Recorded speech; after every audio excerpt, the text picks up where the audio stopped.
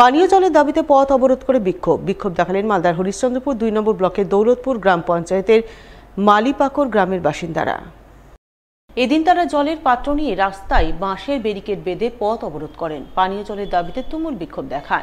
বিক্ষোভকারী গ্রামবাসীদের অভিযোগ, তারা এই গরমের মধ্যে গত 1 মাস ধরে নিয়মিত পিএইচ এর পানীয় জল পাচ্ছে না এবং সপ্তাহখানেক ধরে জল সরবরাহ পুরোপুরি বন্ধ রয়েছে। অথচ পাম্প অপারেটর রাতের অন্ধকারে মাখনা চাষের জমি ও মাছ চাষের পুকুরে জল দিচ্ছে। এই বিষয়ে তারা বহুবার প্রশাসনের বিভিন্ন মহলে অভিযোগ জানিয়েছেন, কিন্তু কোনো লাভ হয়নি। তাই আজ বাধ্য হয়ে পথ অবরোধ করছেন। তাদের একটাই দাবি, নিয়মিত পিএইচ এর জল প্রদান। তার মধ্যে এই বিক্ষোভ দেখাবার একমাত্র মূল কারণ হচ্ছে যে আমাদের প্রায় দীর্ঘ 1 মাস থেকে আমরা পানীয় জল আমরা পাচ্ছি না।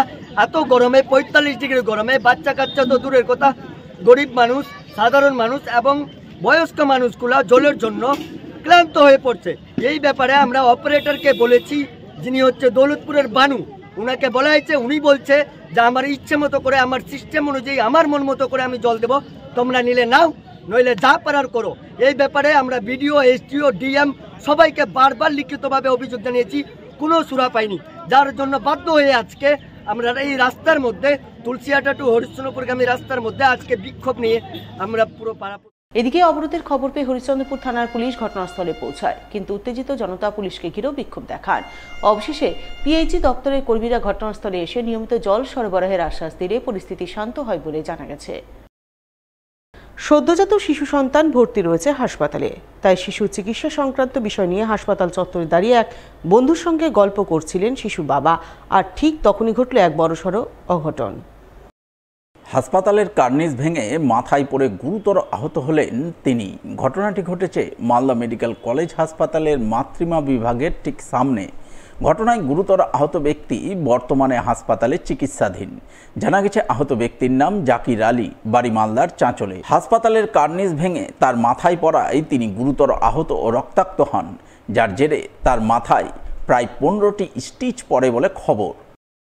বসে থেকে গল্প করতে করতে মেডিকেল কলেজের যে জানলার ছাদ, ওই ছাদের একটা অংশ এনার মাথাতে পড়ে এবং আমার হাতে পড়ে। তো আমার ক্ষতি হয়নি, এনার যে মাথাতে পড়ে এত ব্লাড গেছে যে ধরে এনে কোনো মতো ভর্তি করেছি। আমি 15-16খানা ছিলাম। অন্যদিকে শনিবার গভীর রাতে ভয়াবহ পথ দুর্ঘটনা ঘটে পুরাতন মালদার ছোট সুজাপুর সংলগ্ন 12 নম্বর জাতীয় সড়কে। ঘটনায় মৃত্যু হয় এক লরির খালাসির এবং গুরুতর আহত হন লরি চালক। জানা গেছে এদিন ছোট সুজাপুর সংলগ্ন 12 নম্বর জাতীয় সড়কে একটি ট্রেলার দাঁড়িয়েছিল। ওই সময় হঠাৎ করে একটি 16 চাকার পাথর বোঝাই লরি ট্রেলারে ধাক্কা মেরে উল্টে যায়। ফলে লরির খালাসি লরিতে চাপা পড়ে ঘটনাস্থলে মারা যান এবং গুরুতর আহত হন লরির চালক। তিনি বর্তমানে মালদা মেডিকেল কলেজ হাসপাতালে চিকিৎসাধীন।